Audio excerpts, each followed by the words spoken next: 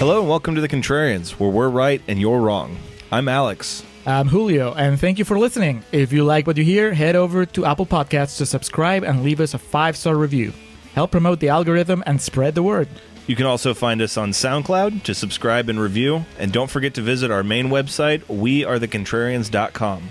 Follow us on Twitter at Contrarian Prime, and to like us on Facebook, visit facebook.com/Contrarian Prime. And if you have the willpower to keep up with our pretentious ramblings, you can follow us individually at Contrarian Alex for myself and at Ovnio for Julio. That's OVNIO. Now, time for the podcast.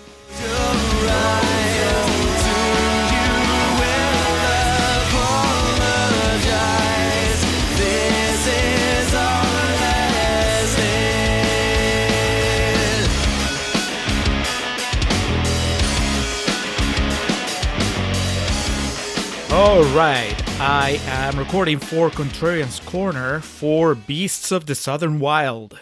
Hello, and welcome back to the Contrarians, where we're right and you're wrong. My name is Alex, joined as always by my comrade, Julio. How are you doing on this Wednesday evening as we buckle in for this Academy Award nominee?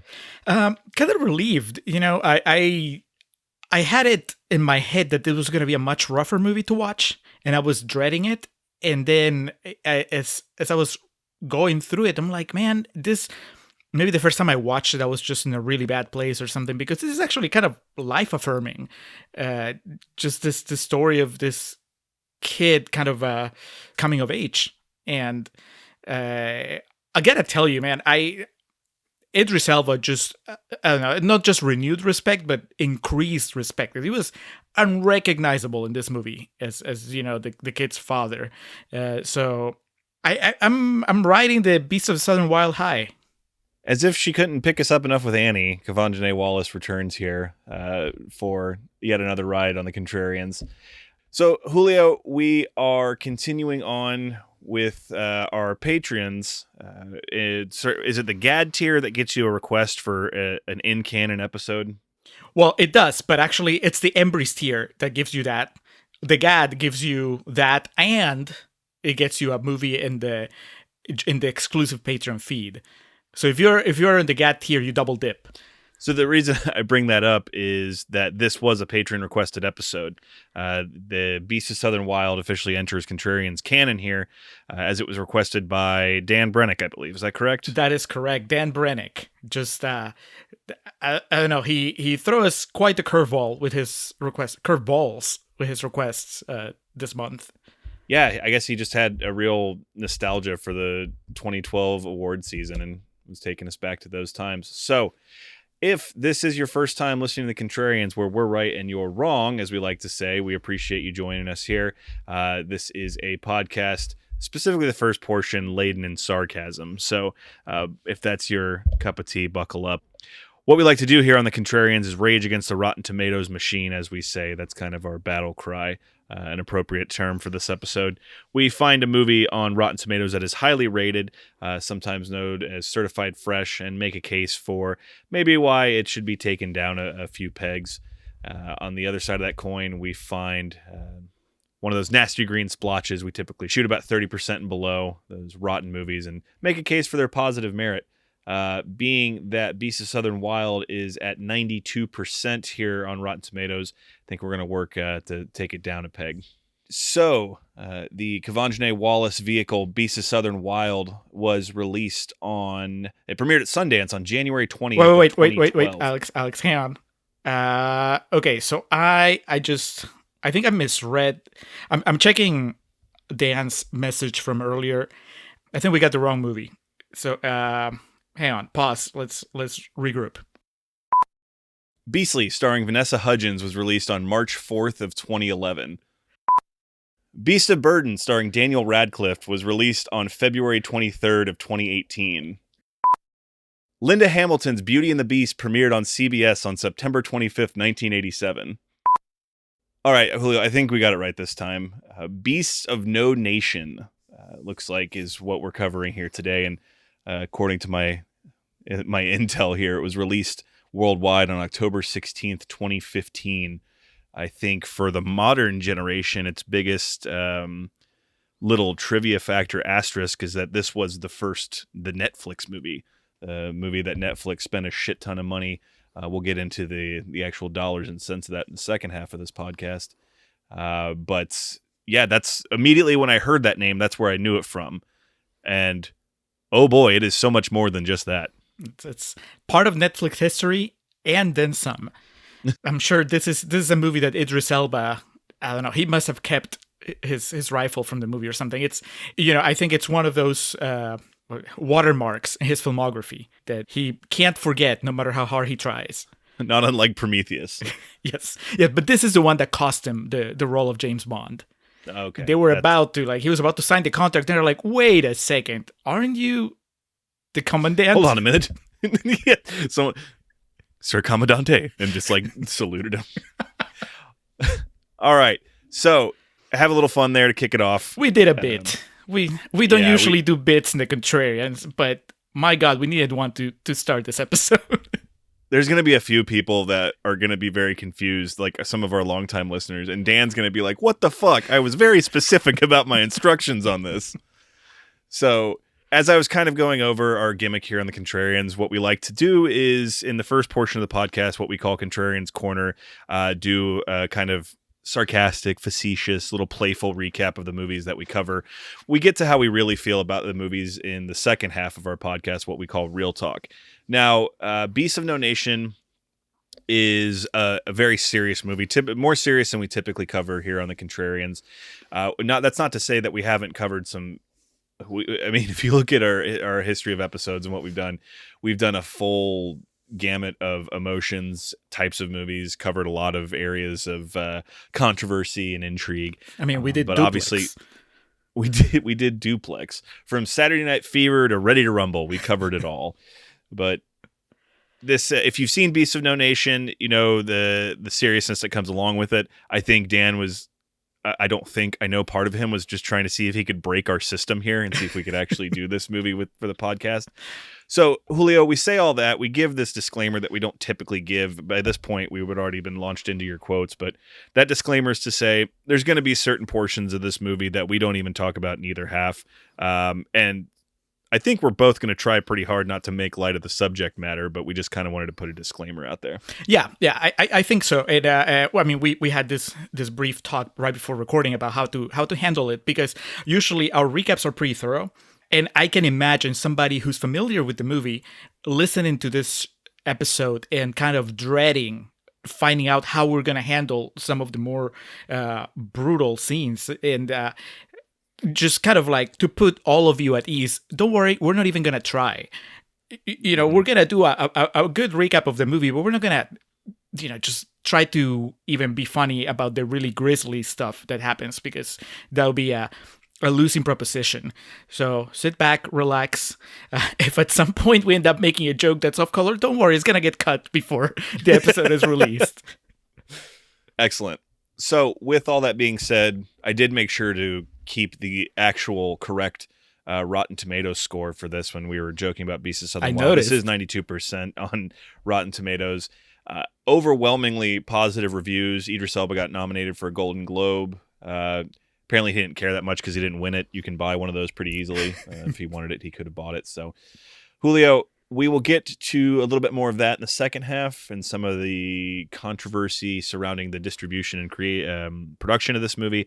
But for now, let's just get to the meat and potatoes here. 92% critical success. What were the critics saying about it? All right, I got 4 quotes, fresh quotes from the Rotten Tomatoes website, starting with Vice Victus from Birth Movies Death, who says, Beasts of No Nation is high-caliber cinema.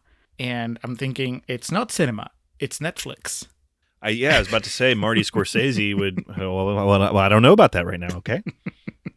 Especially back then. I think that he would have called this movie an amusement park like he called the Marvel movies. I can't even attempt to do a Scorsese impersonation, but yeah, he would have been just like, oh, it was cute, but it's not cinema. Donald J. Levitt from Real Talk Movie Reviews says, the lack of moralizing or posturing in this adaptation makes it all the more forceful. And I think there's plenty of posturing coming from Idris Elba. His entire character is about posturing. Bad posture. Yes, he hunches. Joanna Connors from the Cleveland Plain Dealer says, "So here's what I need to say about Beasts of No Nation. It is a powerful and necessary work of art that I would hesitate to tell anyone to see." So she's saying it's a good movie that she wouldn't recommend to anyone. What? That is definitely one of those philosophies that I have, as I've aged, I've realized is just silly, because that's exactly like you're saying. You can't be like, oh man, it's a great movie, never see it. You can I'm looking out for you. Yeah, at that point you have to understand your audience. Like, I don't know, there's a lot of movies I like that I know my sister or my dad wouldn't like. Like when we watched Under the Silver Lake, I was watching that movie, I'm like, this is awesome. My parents would hate this. So I'm not going to tell them like, oh, this movie's great, you would hate it. It would just be like, it's not for you. Right. Whose review was this from Cleveland? A Mistake by the Malik? That was Joanna Connors from Cleveland Plain Dealer. Joanna just doesn't know her audience. It's a lot of Croatian immigrants. They're not going to like it. And finally, let's close with Travis Hobson from Examiner.com, who says, while the Academy voters may be hesitant to honor a film that can be streamed from your couch, Beasts of No Nation is simply too good to deny. How many years before Roma was this? Oh, Lord. Well, it was 2015. It was a new age. Imagine... I think that was the whole idea at the time, too. Look at this one-off movie. They're not just going to solely release big movies on streaming services. Look at Netflix trying to play with the big boys. Somewhere in the surrounding jungles of China, there was one bat that said, oh, we'll see about that 5 years from now.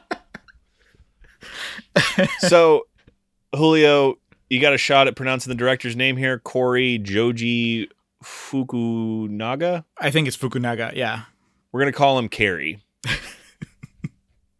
As Carrie he F. was Carrie F. He was the writer, director, producer of this film. His previous entries of note being Sin Nombre. Have you seen that? Mm-mm. I remember that kind of got some buzz when it came out. And he wrote It, the 2017 movie. What I know him from is the first season of True Detective. He wrote and directed all 8 episodes, I think. The lead in this movie is Abraham Atta. I apologize, Abe, if I'm mispronouncing your last name there. He plays Agu. And according to his filmography, he was in Spider-Man Homecoming. I don't seem to have any recollection of him in that movie, though. Really? Abe Brown was the character's name. All right, so Julio, we launch into Beasts of No Nation. And like I mentioned, Agu is a young boy living in an unspecified West African country in which there's basically they're on the brink of civil war. How quickly into this movie did you realize we were in for some torturous award bait stuff? It took a while because it is misleading. And I don't know how much you had read ahead of time. But in my mind, I just went in almost completely. What I knew is what we've just told the listeners.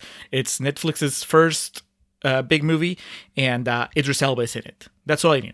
Mm-hmm. The name is a little ominous, but that could go a million different ways.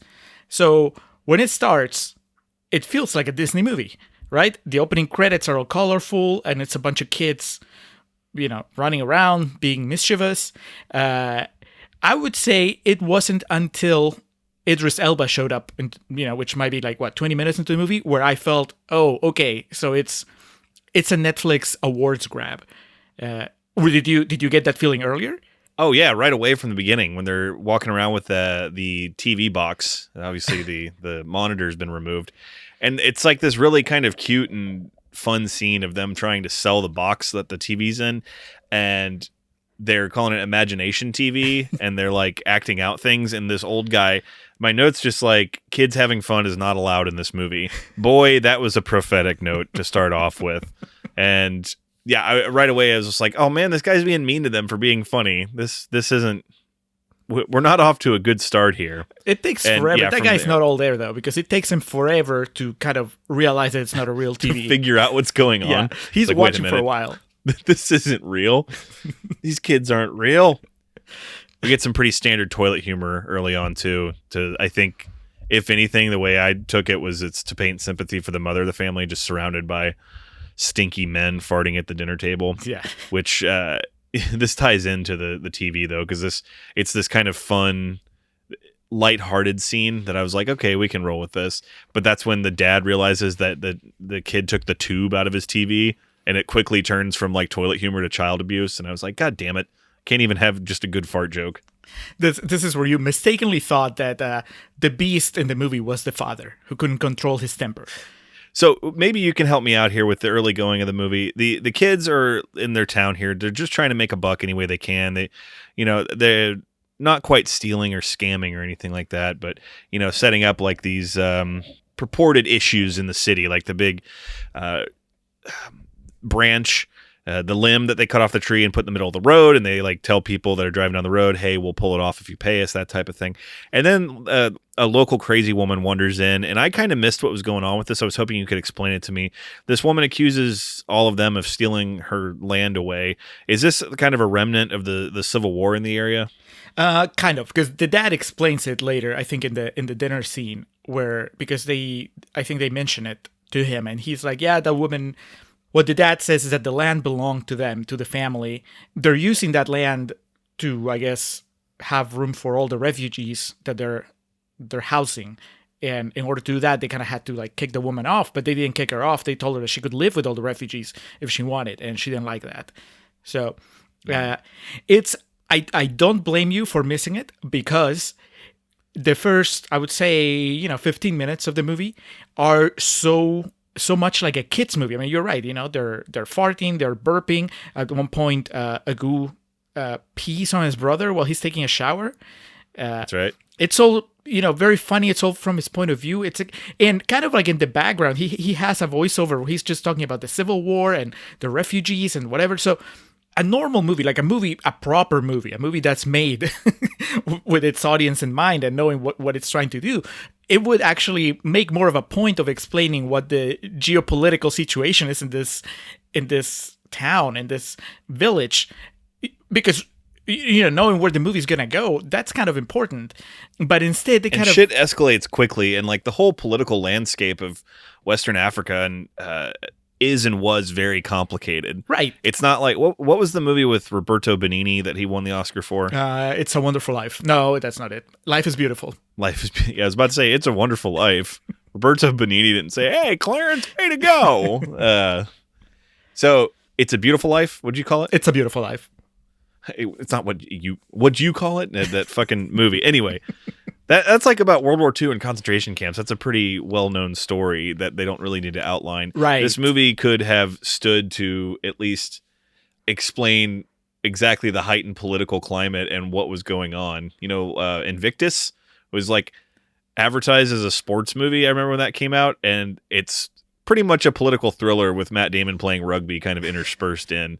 I could have done with a little bit more explanation of why exactly the political tensions are on the rise. Right. I think that you can get away with having that stuff just as background, as color, if your story is just going to remain the kind of story that you were telling at the beginning of the movie. If it's just going to be about this kid kind of having adventures while the adult stuff kind of happens in the background, then that's fine.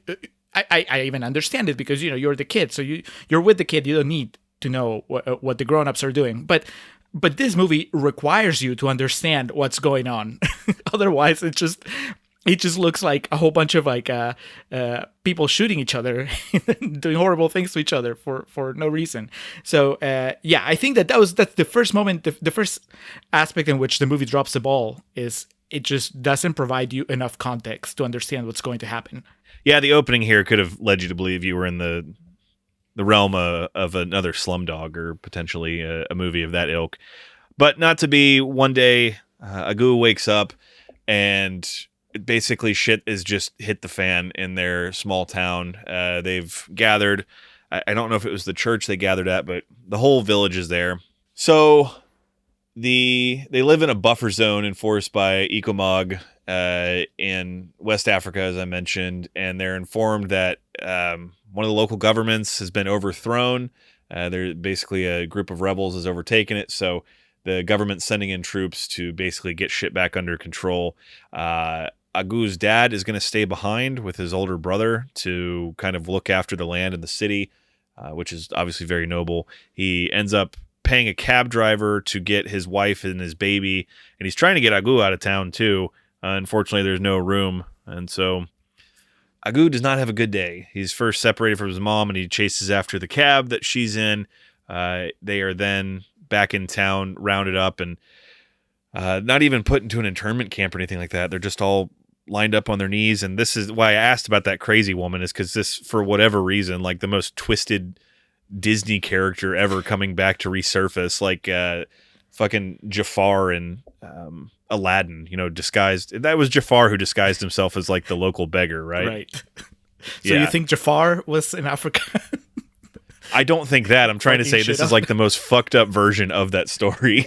That this is the most fucked up way this could pay off that character, because she shows up and they're like, "You're a localer. Do you know these people?" And she, of course, says no, because she has this huge resentment towards them. And sadly, they gun them all down right there in a line as Agu's father tells him and his brother to run, just tells them to get the fuck out of there. And on the retreat, Agu's older brother is killed, and he has nothing else to do at this point. He's just got to keep running, and he runs into the jungle, the forest there, to try to get away. My note here says, this was much more fun when it was District 9, because that was something I could at least like sink my teeth into, because there was not an overwhelmingly crushing sense of realism to it. District 9 obviously has a much bigger message than just aliens coming to Earth, but still, there was that ability to kind of remove yourself from the situation that's not here with this one. Well, District 9 also devoted long chunks of its runtime to setting the scene. They had Charlton Copley talking directly to the camera, telling you what's going on, which faction is which. This is why this group hates this group, and this is why this group is trying to shoot this group. When in this movie, when those soldiers show up, I had a hard time understanding why they were the bad guys. It sounded like they were government officials. This is kind of a bigger problem in the movie, which is that everything is corrupt. This is the worst possible depiction of Africa. It's like, basically, if you go to Africa and you're a good person, you're fucked, because everybody is going to try to gun you down. It's like those guys were looking for an excuse to shoot all these villagers. So I think that you need to work with your audience. You can't just pummel your audience with misery after misery, which is what this movie does, right? And if you're going to set up something as horrible as these soldiers killing Agu's family and Agu's neighbors, then I think that's where you stop, and you've established that these guys are the bad guys, and then from then on, let Agu meet somebody that's good, so that as an audience member, I can take a breather and just kind of settle down. But instead, what happens is that's just the opening salvo in this descent through hell that takes 2.5 hours. Yeah, and this is kind of where you said you realized this wasn't going to be much of a good time. Agu runs into like I said, the surrounding forest jungle area, and he basically gets caught up in like this guerrilla attack. And a lot happens really quick that you can't really register. But he comes to, and he's surrounded by children to maybe mid to late teens. It's an army of youths, I think, is definitely a light way of putting it. And then emerging from them, like Bart when he takes over Camp Krusty, here comes Idris Elba, the king of the kids, or what's the note I have here? Charles Minor, king of the children army. Lord of the Flies. For any of you listeners who are familiar with the Book of Mormon, tell me if I'm the only person who saw Idris Elba emerge from the forest, dressed the way he's dressed, and instantly thought of him playing, I guess, a serious version of General Butt Fucking Naked, because that's what General Butt Fucking Naked looks in the play, and he's supposed to be scary, but he's also funny. Here in this movie, Idris Elba looks kind of like a cartoon version of an evil African general, but he is not funny at all, and that's kind of a missed opportunity. With his beret and shit, he looks like a weathered G.I. Joe figure, yes. Like one that's been in storage for 30 years and taken back out to finally be played with. He's mad about it. Yeah, but with none of the charm. And here, in a very indie film-like nature, we don't get a character name for him, or we don't get an actual name. We know him as Commandant. I'm trying to think of like those indie films that just have The female lead is girl. Drive, where Ryan Gosling is just driver. In this case, Idris Elba is simply commandant. Sadly, Agu really has no choice. He's a small child with no family out in the middle of nowhere with nowhere to go. So he joins the troop here, the child army of Idris Elba. And one thing I will say from a cinematic perspective is this movie seems to have a little bit of an identity crisis, because the way this sequence here, you could even argue about the next 10 minutes of the movie, the way it's shot is like a horror film, which varies greatly from the preceding 20 minutes maybe that we've gone into it so far. Mm-hmm. Throughout it, there's a couple of stylistic choices that I thought were really weird and misplaced, and this sequence here it felt a lot like the Green Inferno, where they're captured by the local tribe and, they're all brought in and just really terrified about what's going on. Obviously, this situation here is pretty terrifying too. The ultimate dunk on a movie is to compare it to an Eli Roth movie. Well, don't get me wrong. This gentleman here, Carrie, is far more capable than Eli Roth, but that's what it reminded me of. And because my note just says, is this a horror movie? Yes, it is, to be fair. Ask Agu. Yeah, and Agu is just surrounded by this literal army of raw testosterone. It's a vicious process here. It's the NDF, the Native Defense Forces, that he ends up joining. Mm-hmm. And yeah, it's a lot like a Lord of the Flies situation, just with Idris Elba at the helm of it. Charles Minor there calling the shots. Yeah, I go back to this general sense of being lost and not knowing what the hell was going on, because, okay, so they're this special ops force, this kind of militia running around. So, but I never understood what they were against. What are they fighting? Are they fighting villagers like Agu's people? Are they fighting the soldiers that killed Agu's people? Are they killing other kind of natives? Because when Agu runs into them, they're chasing other people that are not soldiers and are not people from Agu's village. Again, are you telling me that it's just basically Africa is this sort of free-for-all shootout, endless shootout, where it's just people killing each other 24/7? I mean, I guess that's what the movie wants you to believe. I haven't been there, but I think places like Johannesburg are supposed to be pretty nice. But again, I don't know. It's like Australia, where there's like Sydney, and then the rest is the outback. There's Sydney and Perth, and then everywhere else you go, you are like eaten by snakes or spiders or something. Right. That's my understanding of Australia. We follow Agu through a vicious initiation cycle of him being beaten, kind of manipulated mentally, just put through the ringer almost to a literal extent. We follow him up to him working with the NDF on their first ambush, and this is where sadly Agu is positioned for his first kill. He ends up what we're supposed to believe is an innocent man. He ends up hitting with a hatchet or a makeshift hatchet of some sort. As I mentioned off air, it took me back to Watchmen in the similar fashion of Rorschach's first kill, except this is less artful than Zack Snyder's beautifully shot massacre.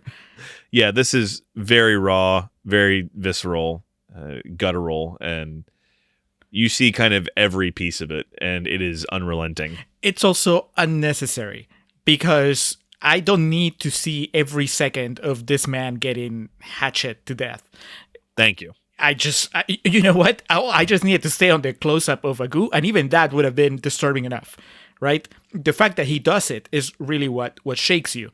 And then just the fact that the camera just keeps showing you what happens is it's overkill. But then overkill is the middle name of this movie. I mean, that's what's going to happen every time that there is any sort of a violent situation on screen.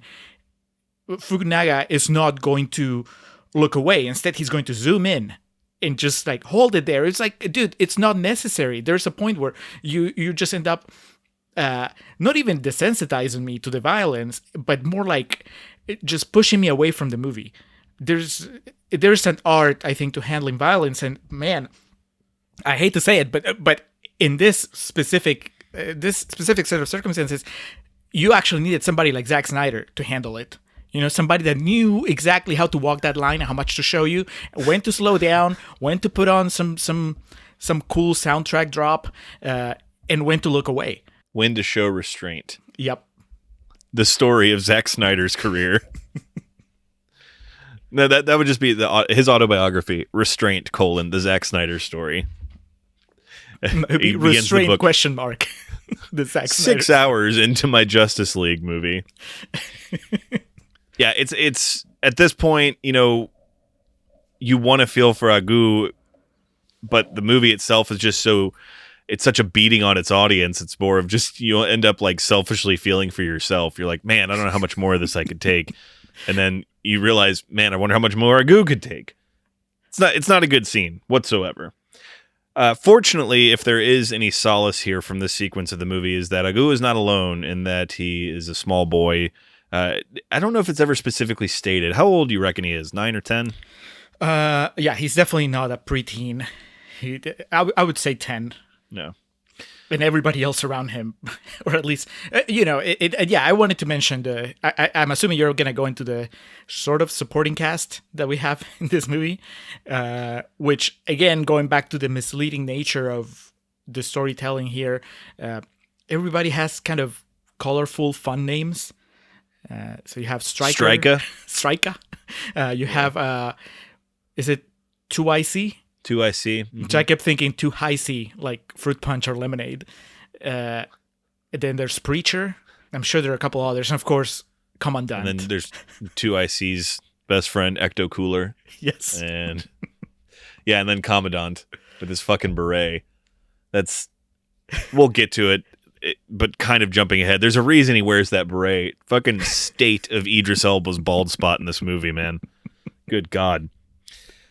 But he does have a budding friendship here with Striker, as he is a boy that was once in Agu's situation. They're both similar age, and sadly, he's seen the shit that Agu has and is going to continue to see. They, in their first like full-fledged attack, they are trying to push into a different city. I think eventually where they end up going is Taro, if I'm not mistaken, where they meet up with the rest of the NDF. But they're just trying to continue their push, and they're warning villages that, you know, we're coming, that type of thing. At one point, Idris Elba mentions, you know, leave one person alive so they can go to the next village and tell them, and then they'll continue the trend of the cycle. There's a big shootout where they lose several men in their effort to take a bridge to get further into a city that's obviously very upsetting and dramatic. But this, what it exists to do is show here that Agu is a full-fledged soldier here in the NDF. Yeah, did you ever get the feeling, because I did for sure, that there was no real purpose to Idris Elba's army? You know, it just felt like they were meandering through Africa, killing people, but there was, I mean, he acted like there was a plan, but then at some point, I would say about halfway through the movie, you realize, like, what is the plan? To just go square mile through square mile and shooting whatever doesn't join your cause? It seemed like an unrealistic goal. You know, in most war movies, any movie that has some sort of a military strategy to it, you know, at some point somebody sits down with a map, and then they have arrows, and they explain to the army but also to the audience, these are the goals. This is how you know that the movie's over, when we accomplish this. Right? I never got that feeling with this movie. It was just like, so they walk around and they shoot people. His speeches were a lot like Lancaster Dodd. They just kind of went on. And, unfortunately, when 2IC ends up passing away later in the movie, he kind of has the last word of "this was all for nothing." He kind of realizes it on his deathbed, sadly. But yeah, it seems like it's just all in principle. Seems like it's a good idea, but with no actual thought put to it. Yeah, I was missing a scene where 2IC questioned the Commandant, and Commandant just went, "Big fuck." Yeah, or Commandant's son just sitting on the porch tells Agu, you know, he's making it up as he goes along. Preacher would have done that. The scenario and the overall situation and the surroundings, what Agu has found himself enveloped in, every part of it, the nature of his being at this point is just tearing him apart, understandably so. And so, of course, what this movie wants to do to really show that, you think you feel bad so far. Well, we're going to show you this little kid get hooked on heroin now. So I actually had to look it up. They refer to it as Brown in the movie. They put it in one of his cuts. They see that he's distressed and had a hard time with everything that's going on. So it'll make you stronger. It'll enhance your mood. It's not like pure heroin, but basically it's kind of the basic chemistry of heroin. Sometimes with different things mixed in. I think I read like some places mix in smokeless gunpowder, which sounds pretty fucking nuts. I expect a full report next episode after you've actually tried it. No, thank you. Yeah. Agu, they pay this off, though, because he ends up doing so much, but he goes through withdrawals at the end of the movie. It's terrifying. This little boy is going through heroin withdrawals. Yeah, but this is just an excuse for Fukunaga to put cool filters in front of his camera and just, paint the sky red and whatever. It feels like a stylistic choice, not a character choice. It's not that I'm doing this to give you an insight into Agu or even into the person that gave him the drugs or even this company of men as a group. No, I'm just doing it because, well, it's been about an hour and a half and I need to, liven things up on this visual palette. I don't know. It just feels like such an empty gesture. I didn't really get anything out of it. He worked it in just because he wanted to get that shot of the grass turning from green to red. That was another thing I had called out as an odd style choice because it happens here shortly after Agu's first experience with the heroin, but it doesn't happen at any other point in the movie, like where the surroundings change or alter. I was thinking to myself, what was the point of that, Carrie? I mean, you got a really cool shot out of it, but I spent the next 30 minutes of the movie thinking, why did he do that and not do it again at any point? Commit, goddammit. You have exactly. You have no problem committing to the violence. You have no problem to committing to making me feel awful throughout this entire movie. At least commit to your stylistic choices for some length of this film. And thinking back to it, Brown, any fellow Metal Gear Solid fans of the Contrarians, fellow Metal Gear Solid fans, Raiden in Metal Gear Solid 2, I know there's reference to him utilizing heroin as a child soldier in that game. That's my tie-in for Beast of No Nation and Metal Gear Solid 2. Moving on. This brings us to, for me, the most heart-wrenching moment in the movie as the NDF and this army of young boys continue to, basically insurge upon villages, burn them down, kill everybody there. We come into a situation where they're in a building, looks kind of like maybe an apartment, hotel, projects, that type of thing. And Agu believes he's found his mom, and he runs up to this woman and begins hugging her, almost to the point of breaking down in tears. And then he realizes it's not her. And this kind of just completely takes him to the dark side, so to speak, and completely just shifts his demeanor for pretty much the duration of the movie. It's, for a movie filled with heartbreaking sequences and moments, it's soul crushing. Yeah, and if only it had ended, if he had the taste, the sensibility to end with just the realization of this is not his mother, and then he just walks away in a daze. But then once again, this is all about excess. This is all about just going all in. So Fukunaga spends an extra 5-10 minutes just showing you the carnage, the abuse, all the horrible things that happen in this village. Once again, completely unnecessary. You already made your point, dude. You can stop. Restraint. Zack Snyder's story. Yes. Pick it up. Read it. Appreciate it. They end up leaving this village, and they end up going to the NDF headquarters, and I have written down Taro, Taro. I felt like I read them say that was the city name on the subtitles that I had on. It may have been Cairo they were referencing, and just the translation was fucked up on the subtitles, but I thought it said Taro. If I'm incorrect, I apologize. But whatever the case, they arrive at the NDF headquarters, as this is where Idris Elba, the Commandante, is... he feels this is going to be like his big coronation. I do have note here, the only laugh of the movie, which this isn't a movie I don't think that you're really supposed to laugh. I felt like this was played for kind of a When they roll up, these guards come out and I think they say, friend or foe, show your hands. Just pretty standard stuff. And Idris Elba gets out and he's like, I'm the commandant. Like, what kind of fucking welcome is this? We're here to see so-and-so. And so they're like, oh, okay. They stand down and they let him in. And as the cars are driving by, just one of the soldiers goes, fuck you. And like his voice like trails off in the background. I hadn't noticed. I guess I was just begging to find anything to be humorous to kind of just elevate the mood of the movie a little bit. But it was just, it felt like, one of those Judd Apatow troop moments in a movie just where someone's walking away and goes, fuck you. So the DVD has a whole linorama of many different things that soldier yelled at. Jesus.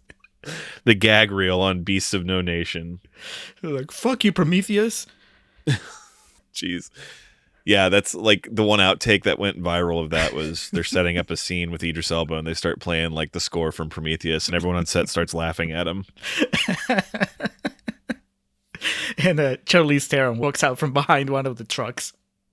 That would have been like Idris hosting SNL to promote this. He did host SNL in the past few years. I can't remember what it was for, but God, imagine hosting Saturday Night Live to promote a movie like this. Jimmy Fallon trying really hard to not laugh when they're talking about child soldiers. Yeah, for real. So I thought when you said that the one laugh in the movie, I thought you were going to talk about the next scene, which is like he's just sitting in the waiting room and there's a random Asian dude sitting next to him. In like a business suit. Right, but it's just completely, I understand the idea behind the scene, right? Which is that this guy gets called up before Idris Elba, but I don't know. I think there was maybe too much contrast. I'm not saying that I laughed, but I couldn't take it seriously. It just felt like that felt like a gag, like a sketch in the middle of all this death and misery. It was like, oh, but now here's a Asian dude dressed up to the nines, meeting with what's it called? The Supreme Leader? I mean, he has the name, I think it's like Papa Bloodgood, but then he has his title. Dada Good Blood, but Papa Bloodgood is even better. Yeah, the Supreme Leader. But yeah, this whole segment of the film, which is maybe 5-10 minutes long, you get the feeling that we're supposed to have like some sort of sympathy for Idris Elba, but the more I think about it now, it's just more of what we were talking about earlier.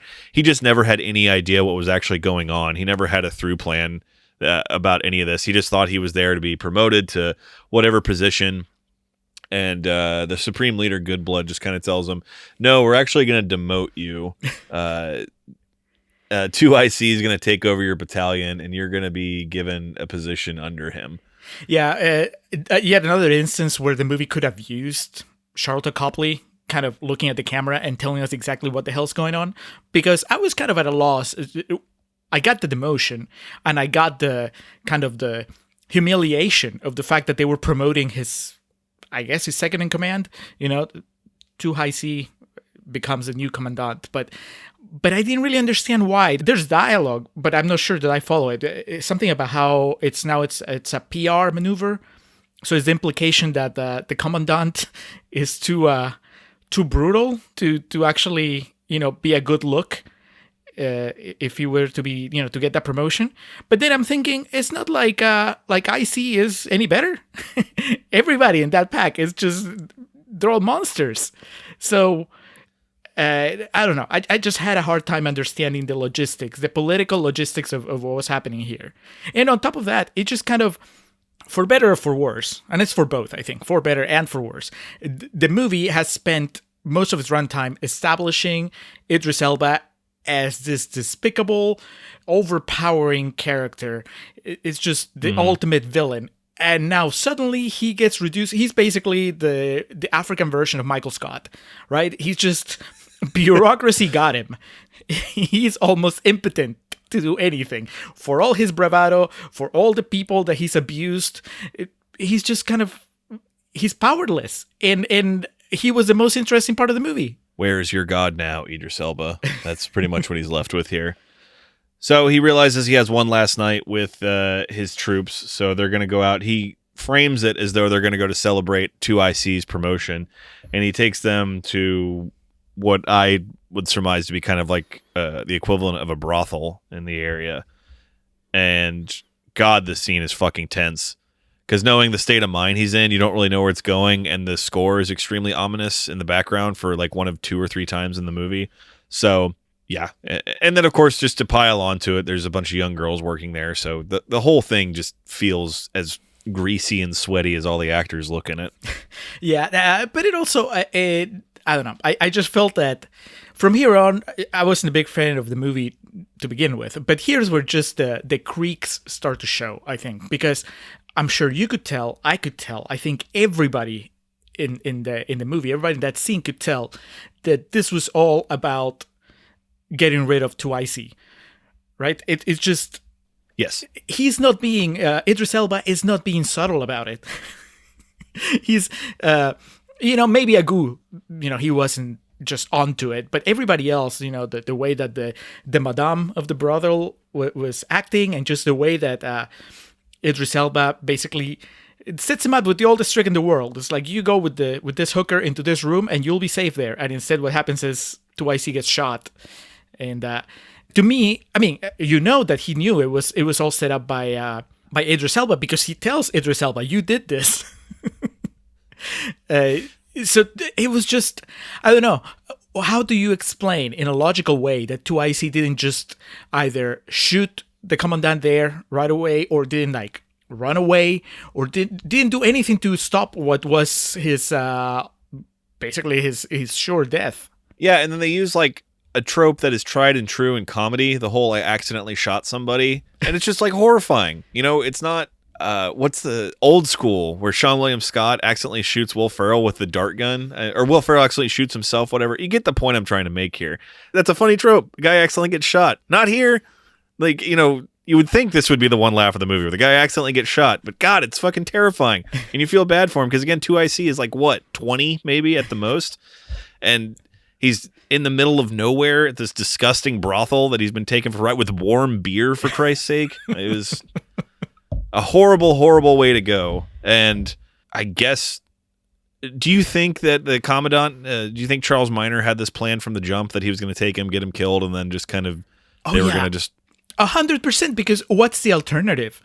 I mean, the story that the Commandant tries to spin this into is even more unbelievable. What he says is that the Supreme Leader had hired the prostitute to try to kill the Commandant, but instead they accidentally killed 2IC because they thought that was him.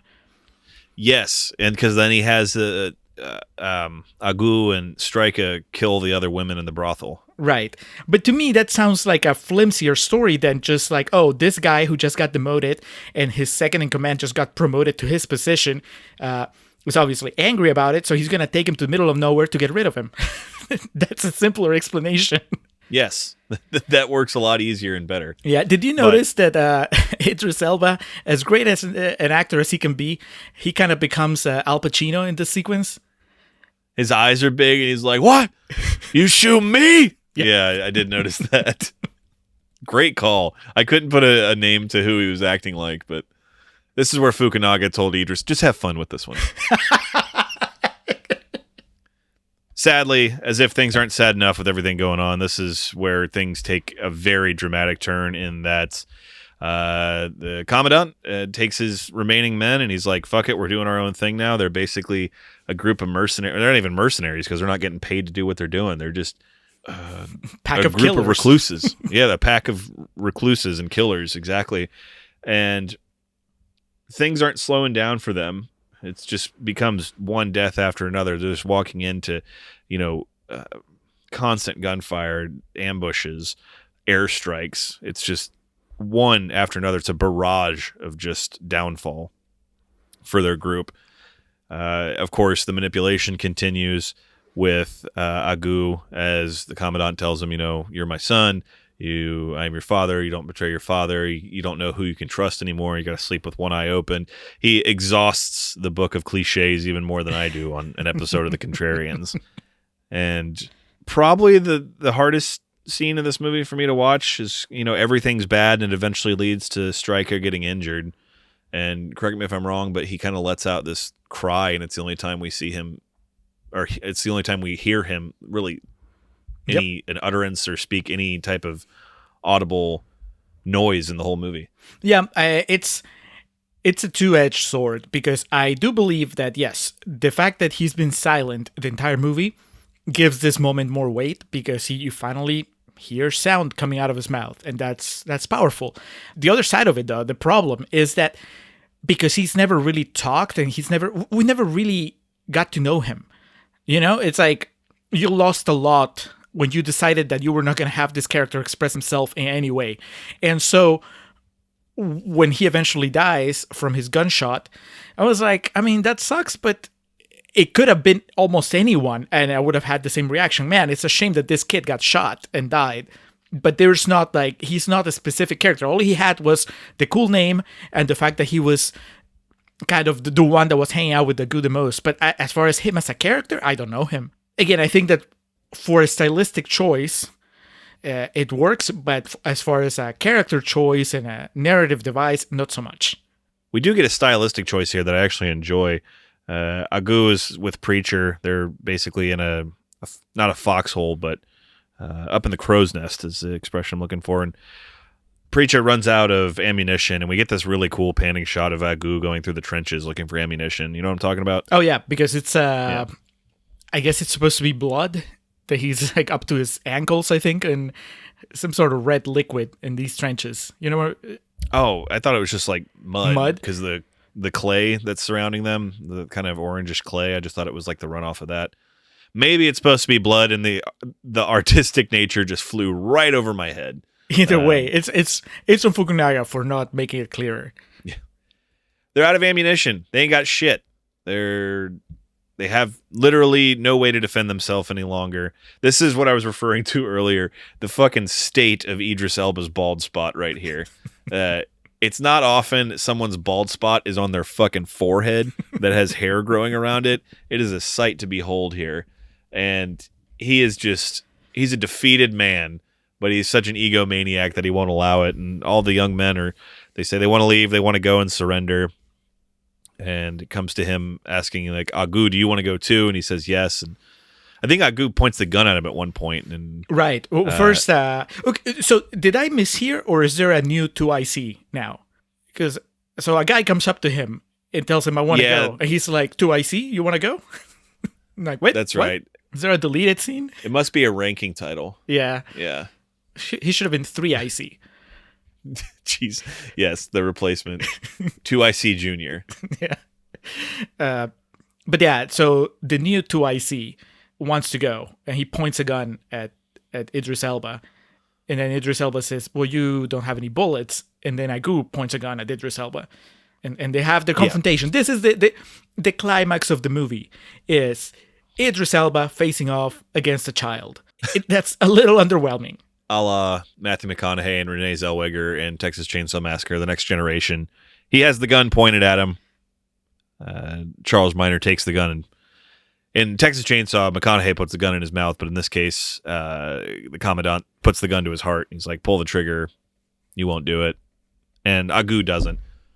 And Agoo, Abraham is a much better actor in this movie than Renee Zellweger was in that movie. So it's a much more dramatic scene, and you have a feel much more for the character here, the protagonist. But he puts the gun down, and the way Commandant interprets that is the rest of the men can leave, but he thinks he's still got Agoo on his side. And Agoo takes off with him, and he's ready to get away from all this. So they leave the Commandant behind, and that is the last we see of Idris Elba in this movie. And did you feel cheated that we never got to see this motherfucker die? Kind of. That seems to be something that is a staple of war movies, and I'm not even just talking about specific to movies like this, West African period pieces or dramatic pieces. That really seems to be something that I've noticed about war movies that I don't like, is like the real assholes seem to get off a lot of the times. That's what makes, we've talked about in these podcasts before, like gratifying deaths in movies. And Idris Elba eating shit in this movie would have been super gratifying. But I think that wasn't necessarily what this movie wanted to provide its audience with, any type of gratification. And I think they didn't want to provide the audience with the getting to see Idris Elba's character die. And we'll get more into that in the real talk portion of this podcast. Are you telling me that as they were finishing shooting, they had maybe a couple days left, Fukunaga finally read Restrained by Zack Snyder? And it's like, you know what, guys? Just scrap that final sequence where Agu actually comes back and shoots him repeatedly in the head. And fucking Idris Elba's sitting there. Tom Savini's doing like makeup on his face to make it look like half of his head's open, and he just looks at Fukunaga and, "You dirty rat! I had to sit through 4 hours of this shit." Agu and the rest of the battalion make their way. They're confronted with, I believe, by some soldiers representing the UN, and they're very forward about it. "We're here to surrender." And they put their guns down and hands behind their head, the whole ordeal. They're all carted away. We don't really see, I think they're loaded in the back of a truck. We don't see the extent of what happens with this, but what we know is that they're ushered eventually to a boys' school. They're ushered into another movie. This to me felt like we were in the sequel. This is just 2 hours worth of Agu kind of reincorporating into society. That's what it should have been. But instead, they kind of fast forward through a very complex process. This is where we get like the walk the line scene of him going through withdrawals of heroin in the bed. And he's mentioning, I think Preacha is there with him as well. Mm-hmm. And they're all having a hard time adjusting. Obviously, the boys that went through all this horrific shit are having a hard time adjusting to it. Agu is not really able to socialize with the other kids. And then we get kind of we get the closing scene, or the lead into the close here, where Agu meets with the school counselor, and she, wants to talk to him about why he's so disturbed. And he just tells her, "I've done some terrible things." And this would easily be Abraham's Oscar clip here, because he has that very wise beyond his years line of, she says, "You'll feel better if you talk about it." And he's like, "If I talk about it, it's going to make me sad, and it's going to make you sad. And I just want to be happy in this moment of my life right now." It's some pretty powerful shit, not going to lie. Yeah, it's kind of a shame that it's also in the same speech where he misses the opportunity of having a titular line, because he says, "I will tell you about what I did, and you'll think I'm a beast." And you get excited because you think he's going to say, "You'll think I'm a beast of no nation." But instead he says, "I'm a beast or a devil," and I am. And I was like, that's okay, but that's not the same as actually saying the title of the movie, which is what we needed at these closing moments. Just everyone kind of on the edge of their seat, or what's the Sims? Say the line, Bart. Beast of no nation.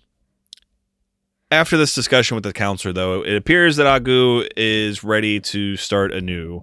I did not mean for that to rhyme.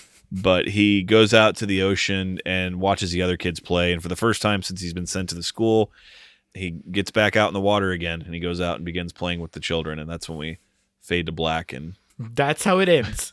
This is all it took for this movie to get to its happy ending. One, they ran out of bullets. That had to happen. That's how you get rid of Idris Elba's power over these men. They have to run out of bullets. But two, when they're on their way to surrendering, they just happen to run conveniently into the one group of people in Africa that's not going to kill them. Because so far, all Agu's done in his adventures throughout the movie is run into people with guns that are out to kill him and the people with him. It happened in his village. It happened when he ran into Idris Elba's men, and then it happened when Idris Elba's men ran into other people. It's just basically, for the last 10 minutes of the movie, conveniently, Africa stops being like the Wild West, and now suddenly there's civilization, and we have a way of fixing these kids. It just seems like such a sudden turn into hope and a brighter future that I had a hard time buying it because of the way that the movie's been up till then. Yeah, I mean, truth be told, I'm glad there was some semblance of a happy ending, and it was tied up rather non-convolutedly with all we had been through. I was just like, please just give me some semblance of hope to take this out on. Fukunaga he broke you. It's like, I'm going to make you so miserable that you are going to welcome whatever bullshit happy ending I throw at you at the end. It worked. That's a trope more directors could take note from. Just make everything so soul-crushingly depressing that when the ending comes, you can do anything, and as long as it's one iota more positive than everything else that's preceded it, people will be like, brilliant! you were ready to just completely buy it if Agu's mom showed up at the end, like in that beach scene. She's like, Agu, Yes. and he turns and he smiles, and then freeze frame. Written Why and not? directed by Cary Fukunaga. It's like I told you when we watched Slumdog. That ending is what that movie needs to make up for like how depressing a lot of that movie is. Well, Alex, we made it. We did. We weathered the conditions and we made it to the other side. We tamed the beasts of No Nation.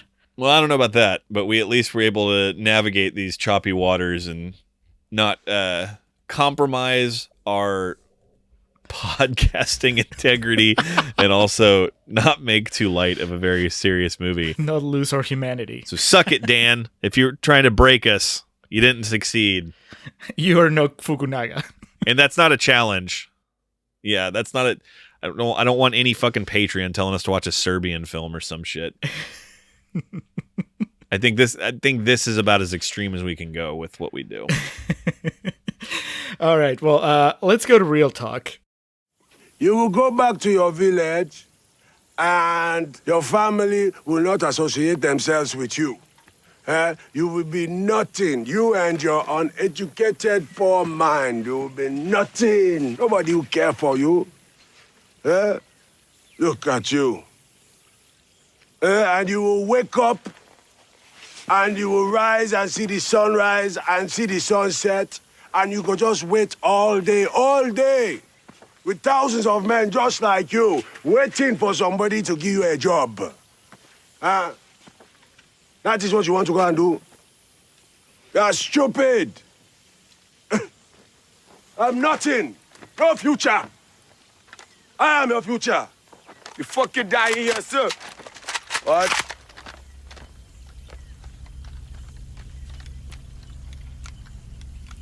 How are you going to shoot me if you don't have bullets? All right, and we are back. Before we get into real talk, it's time for the patron segment.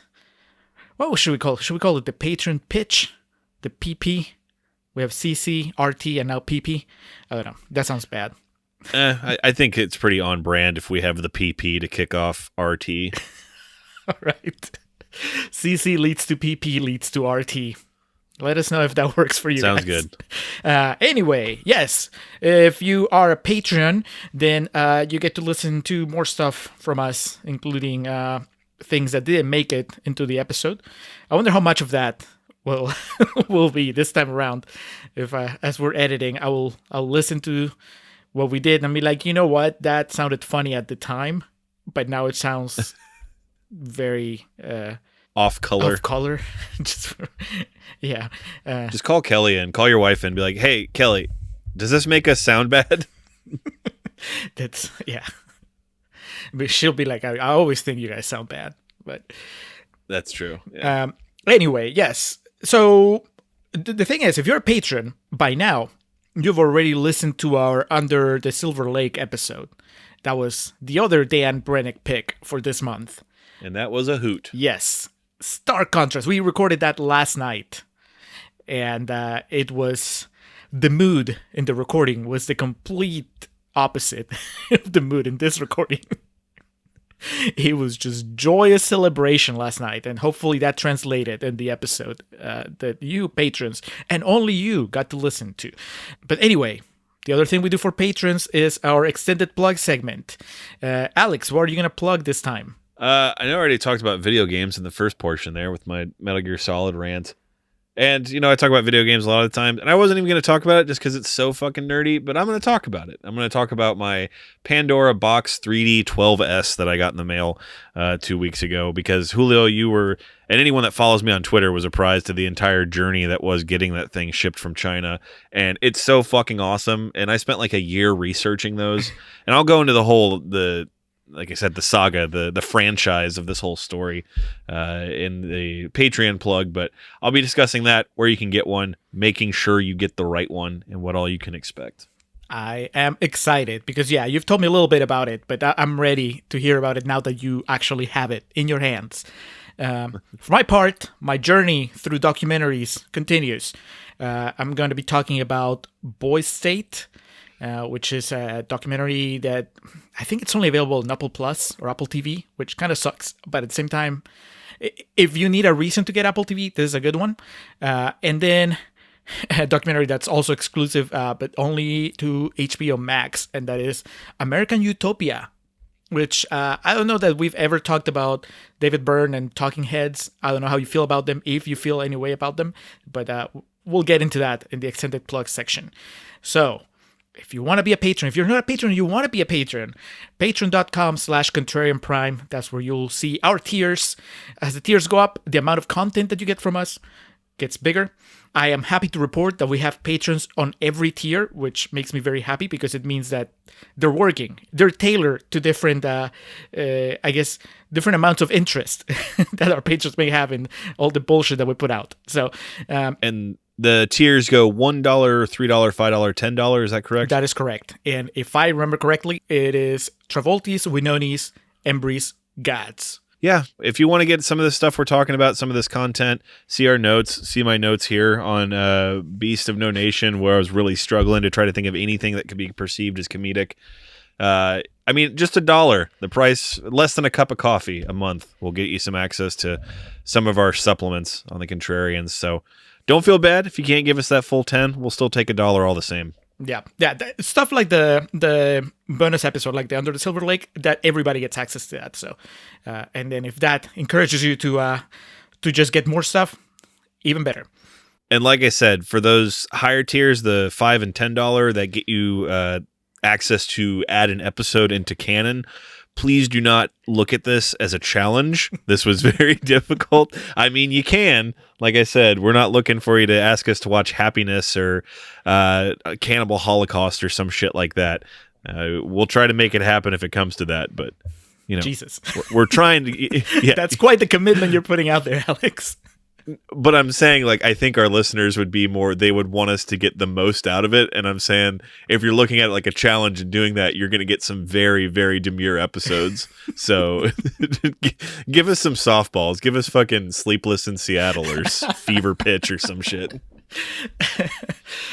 Anyway, speaking of patrons, just to close out this segment, patron Gerald from Two Peas on a Pod, he's having his awards show, I want to say next month. So he asked me if I could run the promo for it, and I said, Gerald, you are a patron. Your wish is my command. So here it is, the promo for the Golden Peas. Hello, listeners. I want to talk to you for 1 second real quick about the Golden Pea Movie Awards, referred to lovingly as the Golden Peas. Every year, I take the opportunity to celebrate the year in film, and 2020 is no different. Please head over to twopeasonapod.com/goldenpeas and find all of the nominees, as well as links to a ballot that you can use to vote. Voting is open from January 29th until March 1st of 2021. We feature all of the main categories that you will find at shows like the Golden Globes and the Oscars, but we poll the film and Twitter and podcast community to get those nominees. And as you know, they are chosen by you. So please cast a ballot. Head over. Once again, it's twopeasonapod.com/goldenpeas. We love movies and we love celebrating movies, and we hope you come to the party this year. All right. That was the Golden Peas. Vote, participate, enjoy. Now we can go into real talk for Beasts of No Nation. Oh boy. Beast of No Nation. Premiered in Venice on September 3rd, 2015. Moved to a worldwide release on October 16th. As we mentioned, and as is kind of part of the legacy behind this movie, is that it was the original Netflix movie.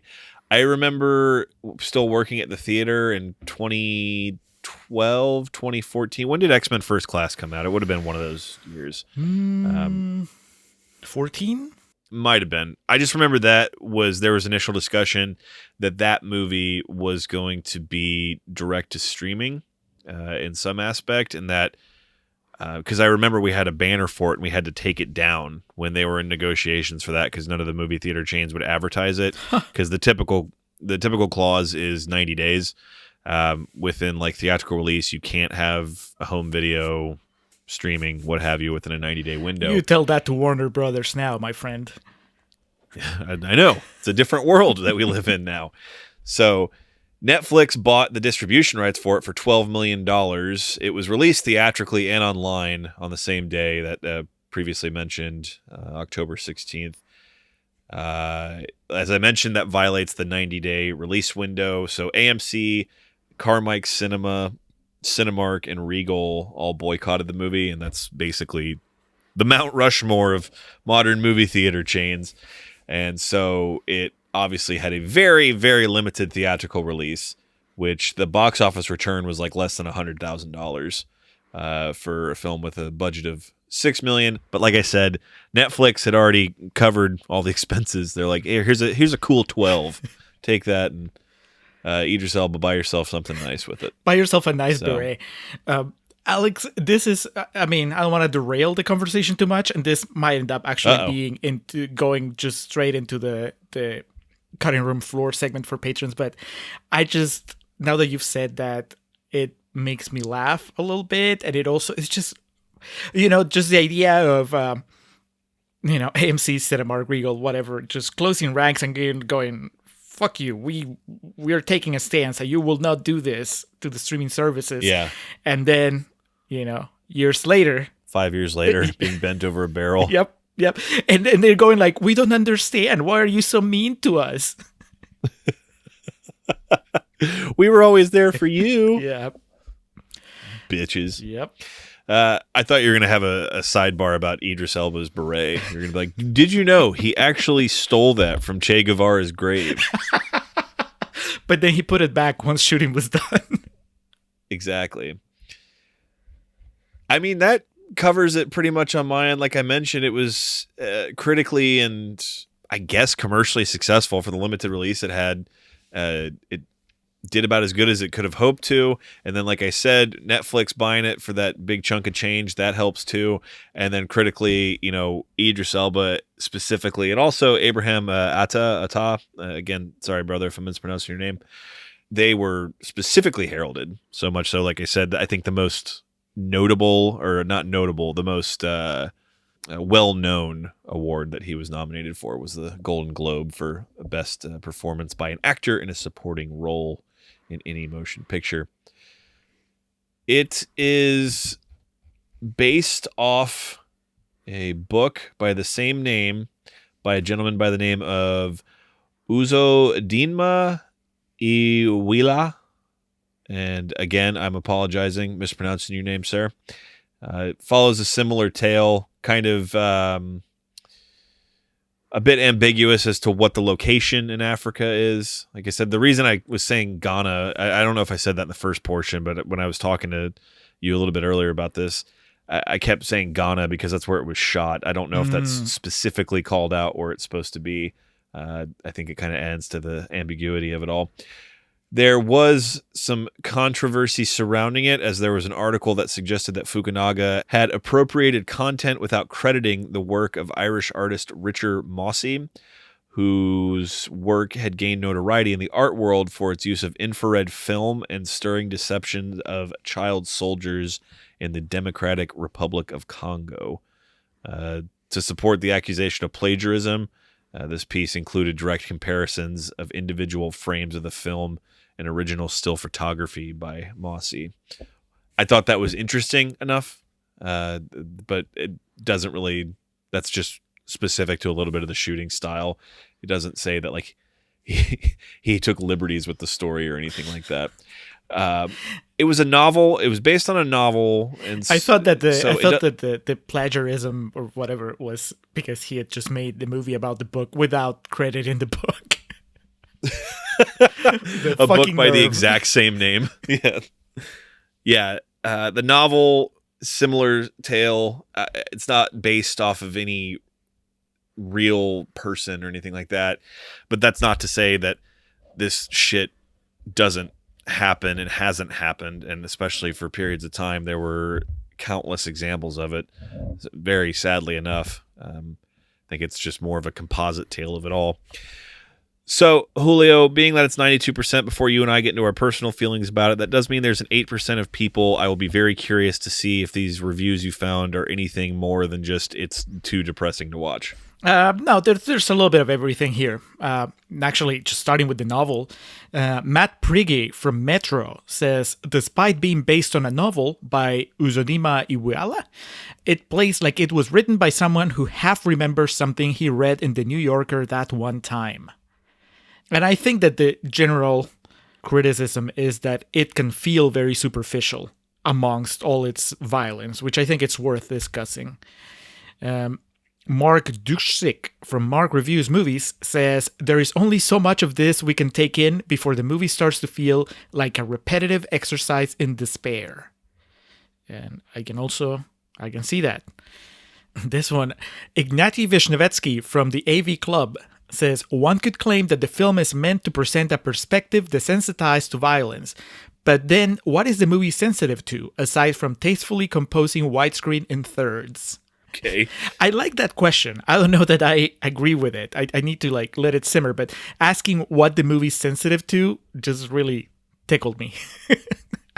I don't know if it's a good question, but it's a well-phrased question. And finally, this one is just complete bullshit. Alonso Diaz de la Vega from El Universal says, not going for neither political commentary or a reflective film about a perverse take on family makes this just another bland chapter in cinema history. Bland? Yeah, it's like your opinion, man. Yeah, I mean, you can call this movie many things, but I don't know that bland is the right word there. No. Yeah, I mean, it goes back to, it's going to be kind of hard for me to argue with any of those. Homeboy Fukunaga clearly had an idea for what he wanted to do. It's a good looking film. The knock about the widescreen was pretty humorous, but I don't know, man. It's like, I'll go ahead and say I'm going to abstain from giving it a letter grade at the end of this, because it's not a movie I have any desire to watch again. And it's one of those things of like, well, yeah, Dan at least had a little mercy on me. I didn't have to watch it twice. This was your second time seeing it? Oh no, 4. I've watched it 4 times now. There's one time that I had it play in the background. I was cleaning the house, and I just kind of had it on. It's well acted and really well presented. It looks good. I think movies like this, there needs to be movies like this. I think that's one of the most important things I want to go ahead and start with. There need to be movies like this, like Saving Private Ryan, like Schindler's List. I think that very to an upsetting extent show these real life situations and scenarios of they need to exist for educational purposes is what I'm trying to say. Mm-hmm. Those movies I kind of jokingly referenced earlier, that my go-to is always a Serbian film, which again, I have not seen. I've only read the plot synopsis, and that was enough for me. There's no purpose for things like that to existing, even though you could argue that, the things depicted in this movie are just as disturbing as things depicted in like fucking The House That Jack Built. I mentioned Happiness earlier, Cannibal Holocaust, things like that. But those movies don't exist to educate. They exist to soothe or stroke one's ego, or, for a director or a writer to jack off on film type thing. And this clearly is a movie intended to educate about the horrors that have ripped Africa apart. And, like I mentioned Invictus earlier too, which is not clearly not as visceral as this. It's more of, it sides almost on the political thriller aspect of it. But this isn't like dated either. There's still horrors that a lot of people go through constantly in West Africa and South Africa.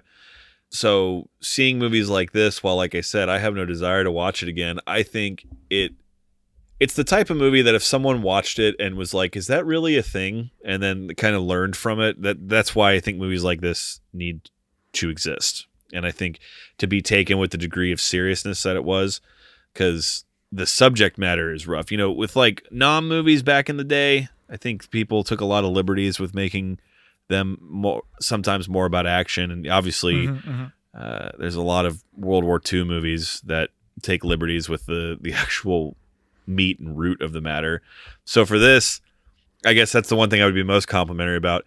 not too many liberties taken in the sense of like we're going to Hollywoodize this, and because it's a movie, so we got to make it, we got to make this aspect of it pretty, or we got to add a love story to it, or we got to reunite him with his mom. I think that was to mention Slumdog, because I think there are some parallels between the two. I remember some people being like upset that Slumdog ended the way it did because they felt like it betrayed some of the movie, and to a certain extent, I kind of understand that, because I feel like, exactly like you said, if he was reunited with his mom at the end of this movie, it would kind of feel like it betrayed what the whole tone of the movie was meant to be, just for the sake of having a Hollywood ending. Right, because that those children, they don't get that happy ending. Exactly. And to repeat, I think the ending of Slumdog is wonderful. And I think Slumdog is a good movie, so I don't want it to seem like I'm one of those people. With the yo-yoing of emotions I went through with that, I don't think that's going to be the same for this, because, like I said, Julio, and I will let you talk. I know I've just been rambling now for a few minutes, but... I know you need to let it out. You've been holding it since you finished the movie, probably. Yeah. My sister came in. I watched it back in my room because I was doing some job applications and stuff today, and she was like, "What is this?" It was like Beasts of No Nations. She's like, "That sounds sad," and I'm like, "It's a movie about war in West Africa with Idris Elba and child soldiers." She's like, "Yeah, that sounds really sad," and I came out and I was like starting to tell her about it and like certain parts of it, and she's like, "They had Idris Elba doing that?" No, and I was like, "Yeah," but this movie certainly accomplished its goal with me, and it's a movie that I'm thankful that I hadn't seen until now, because this is definitely a movie that if you, I don't know, 5 years ago, I was a different person 5 years ago. My fear is that I wouldn't have been mature enough to emotionally kind of understand this, because there's so many movies you watch when you're younger that you think you understand and you really don't. And yeah, I'm glad I saw it at this point in my life. And I feel if Fukunaga was here right now, he and I could talk about it, and I understood what he was trying to accomplish, and I think he would appreciate that. So, unless he turned out to be just this massive prick, he was like, "You don't get it, man." It's a dark comedy. I think I got what the movie was trying to accomplish. That's about the most I can say. I feel the movie accomplished what it was going for with me, and in that sense it worked, and it was very impactful. I don't think I could say I really necessarily got emotional at any point.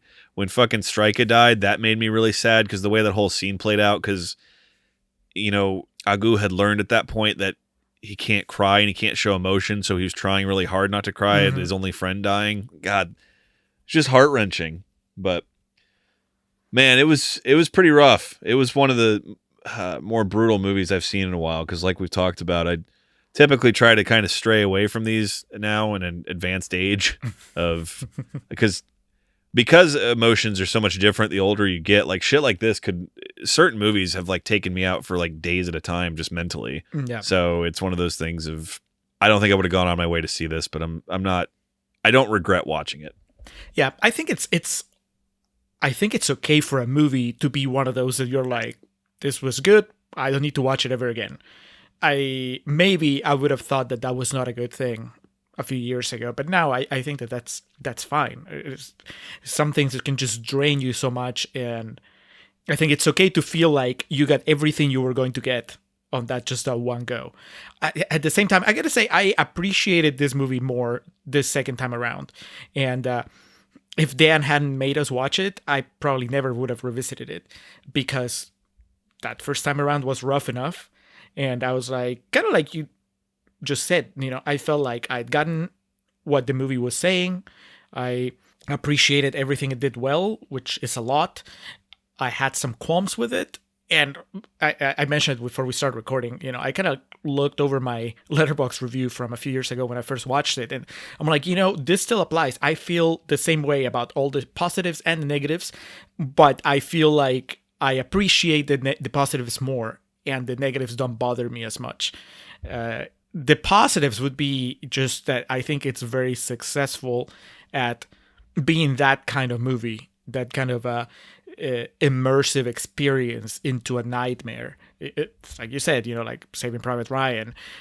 I always think about, and I mentioned this on the show before, I don't remember for which movie or which episode, but I always think of The Passion of the Christ as kind of like the ultimate example of that kind of movie where its sole purpose is to put you in this very specific situation and just make sure you experience it almost in real time, right? It tenfold. Yeah, and you just this is all about seeing 2 hours of Jesus getting beaten and whipped and tortured, and when you come out of it, the main thing that sticks with you is that next time somebody references the Passion of the Christ, it's more than just this passage in the Bible. It's just this really gruesome experience, right? Ideally, it just stays with you like that. I mean, independently of whatever's good and bad about the movie, that I think it succeeds in that, in making it such a visceral experience that it stays with you that way.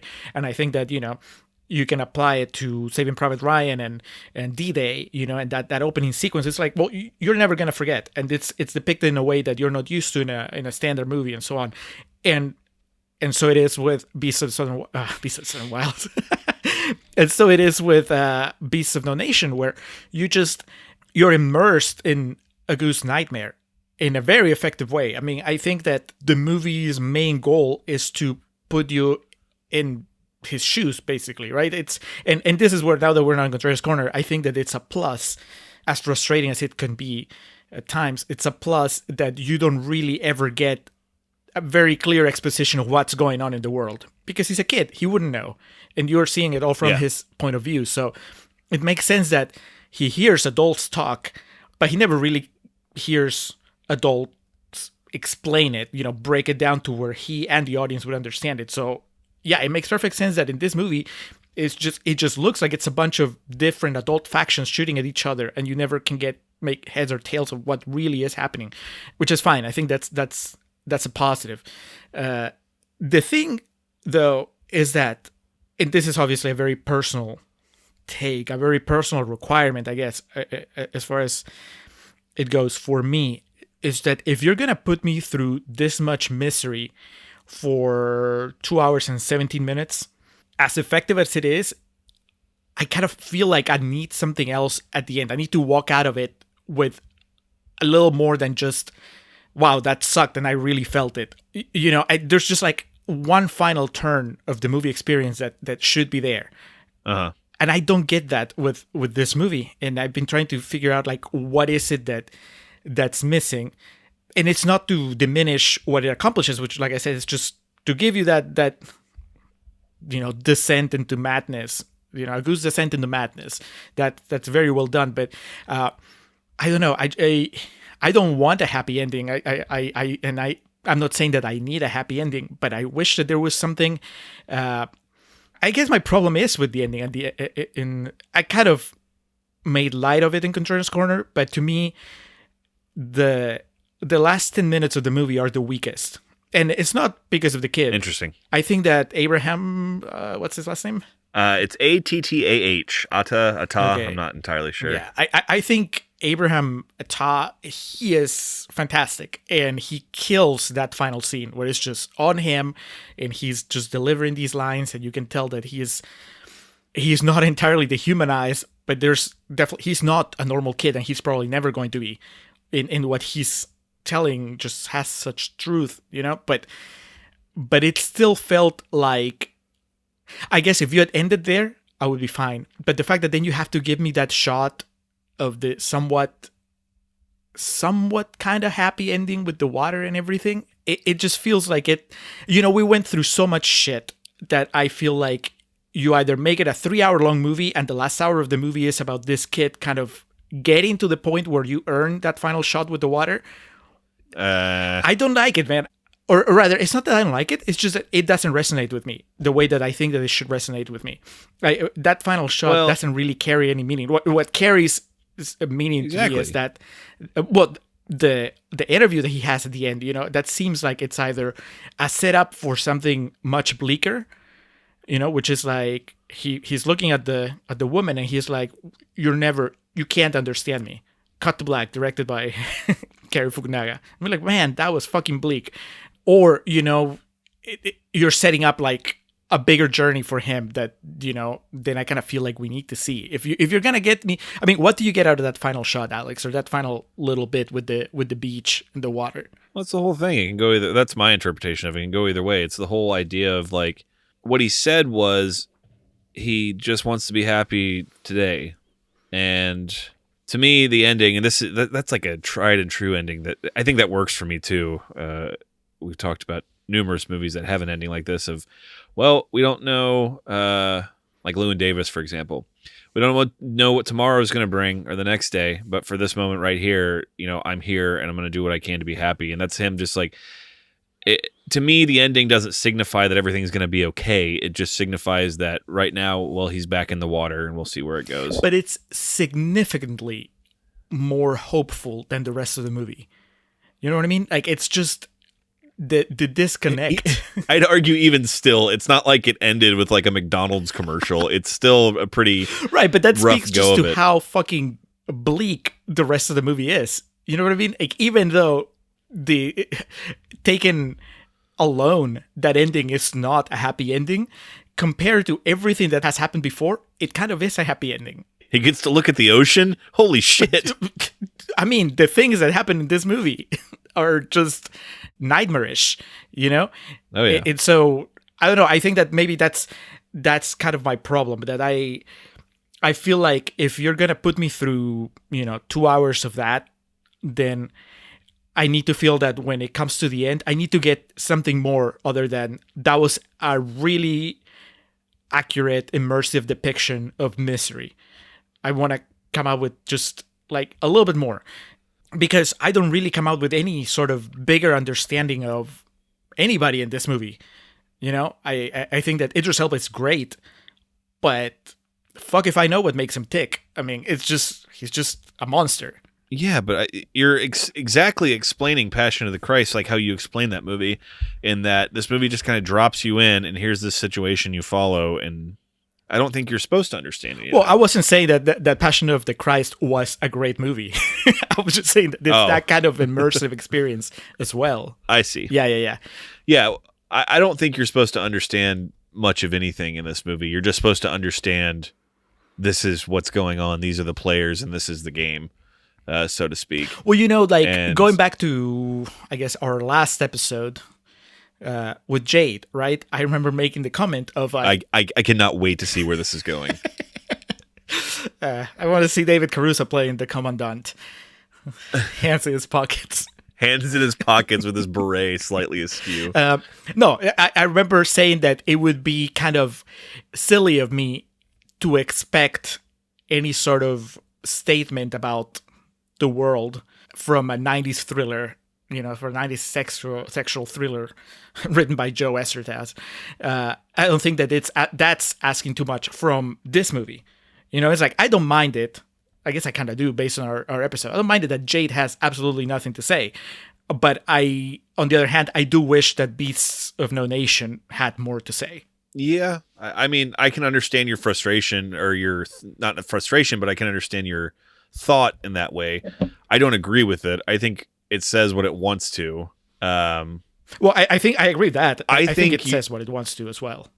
I just want more. I think just knowing you, I think you want more resolution from a character perspective, and not even necessarily resolution, but you want to know more about them. And I can see your point of you want Fukunaga to completely commit to the misery tone and just take us home with a very bleak ending. I think, to put it another way, I want the movie to tell me something, or to tell me something beyond Fukunaga. Excuse me, I mispronounced his name. I want the movie, and Fukunaga by extension, to tell me something beyond just showing me how horrible the situation is. Because that part, I mean, it does brilliantly. Mission accomplished. It's like, I will not forget. And it will have that effect where anytime that somebody mentions child soldiers, this is what my mind's going to go to. So on that end, it's like, job well done. But I'm like, but shouldn't we get more, especially because it was such an emotional investment, sitting through it. twice. Yeah. Agu, our man Abraham, really good. Really good. And we've talked about the, I guess, endless cornucopia that is the discussion of child acting. And also the endless fucking Valhalla that is the discussion of child acting. And that there's usually not a child actor performance that you say, that was okay. It's usually going to go one way or another. And fortunately for this movie, Abraham Agu, almost upsettingly so, was so powerful in this. God, that it happens so fast, but that whole, it's literally probably like a 2-minute sequence between them getting rounded up and his dad and his brother getting shot to him getting captured by the NDF. And it's, fuck, man. It's rough. And that whole sequence I talked about, like, is this a horror movie? It's presented like it, but like you said, it's almost, the movie's kind of from his perspective. It's just this whirlwind of a day of him being stripped away from his mom and then his family getting killed and then getting taken captive and seeing all this crazy shit. His performance is great. There's some scenes in that, and we kind of made allusion to some of it in the earlier portion, the part where he thinks he finds his mom. That whole sequence, especially because if I remember correctly, it's presented as one continuous shot, or maybe even two. But God, it's heartbreaking when he, as I mentioned earlier, when he loses Striker. So for a movie that, like I said, it's not an easy watch, and it's not something that I'm going to recommend to people. I'm not going to say, oh, you should definitely watch this. But if someone like, one of our listeners struck up a conversation with us, or if I talked to someone and they had seen it, he's definitely one of the things I would talk about is one of, if not the thing that works the most, because we'll get to Idris Elba in just a moment here. But I feel for how the movie does succeed, by definition and by theory, it hinges upon Agu's performance.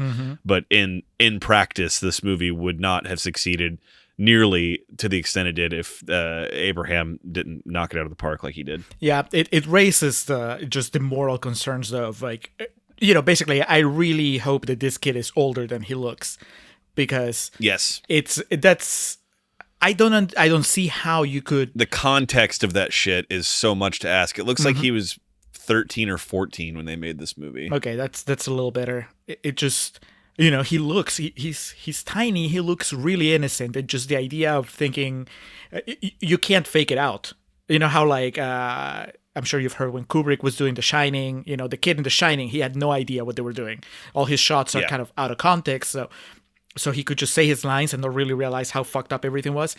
You can't do that with this movie. Not the way it's shot. I can't imagine how they would do it. So yeah, for his sake, I hope that he's older than, and I hope that everybody was really nice to him when they were not shooting. Yeah, one of the things I read was that something about Idris Elba played soccer with the kids, like in between takes and stuff, to kind of keep their mind off of the things at hand. The blood tasted like strawberry. Jesus. Yeah, those kind of roles take tolls on grown men. You think about the performances that drove people insane, or like the dedication and getting into the mind of a character. And I'm not saying that Abraham tried to do that, but even at 13 or 14, some of that shit in this movie that's a very, very dark place to ask for someone to ask you to go and simulate that it's happening. So yeah, no record of him not being well adjusted or anything like that. It's just, like you said, to say for his sake, I hope it was something that people around him made sure along the way that he was okay with, and he was cognizant of, like, the ramifications of what they were portraying and things like that. So, moving on to Charles Minor, Idris Elba, kind of a bummer because I'm never gonna be able to see him again without thinking of the Commandant. Ruined. He's not ruined, but man, the fucking range of this guy. He is like, man, if he could sing and dance, he'd be unstoppable. Oh, you haven't seen Cats? Oh, fuck off. Yeah. Maybe he can. Maybe they're going to make, he'll be in Tarantino's next joint and he'll just be dancing up a storm to some Chuck Berry. But it's like Monique in Precious, or Ed Norton in American History X. It's like, yeah, they're fucking awesome, but their characters are reprehensible. It's hard to be celebratory of such portrayals of, just almost inherent evil. And the saving grace of the Commandant here is just he's obviously a despicable human being, but he's also just kind of an idiot. And the movie shows that he was just a pawn in like this political movement. So that is almost kind of like a reassuring or rewarding is the word I was looking for aspect to the film.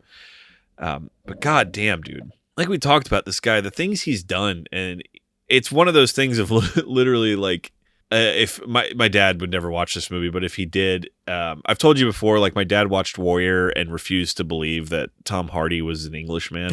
He thought he was just some like Atlantic City trash that they found.